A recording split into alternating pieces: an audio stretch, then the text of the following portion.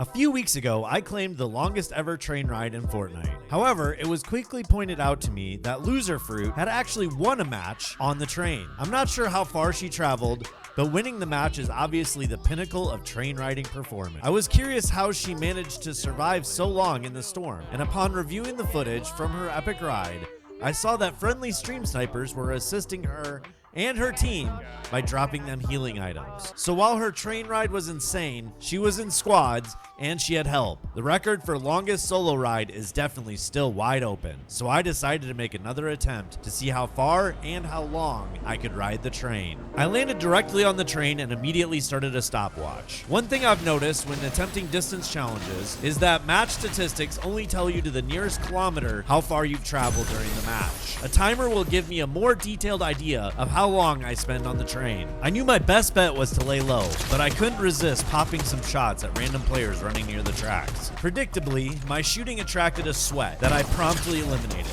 I claimed their crown and celebrated with some bubbly.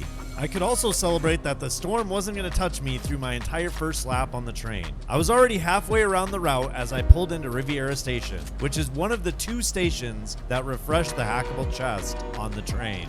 The renewable train loot was going to be crucial to my challenge, especially the medkits. A couple minutes later, I was pulling up to Reckless Railways. There were 3 medallions there, and player interactions would be inevitable. Reckless marked my first completed lap on the train, and is also the other station that replenishes the train loot. Again, I couldn't resist popping some shots at 2 players, looting the remains of another duo they had eliminated. They fired back, and I almost lost the challenge by touching the ground. I kept watch for the players to come at me, but they didn't want the smoke. Just as the train took me into the zone, the renewable chest popped again. I knew from my other train ride attempts I would need all the medkits I could get. I took some time to celebrate making it this far into the challenge, but the dancing was cut short when I needed to pop my first medkit at exactly 12 minutes on the train. 2 minutes later, I popped my next medkit, and a sense of dread started creeping in as I saw the next zone. The train route would never again take me to safety. My fate was sealed, and I knew I would never see the outside of the storm again. I was a dead lynx walking. I hacked the train again, and moments later, I was popping another medkit when I got the alert I knew marked the end of this challenge.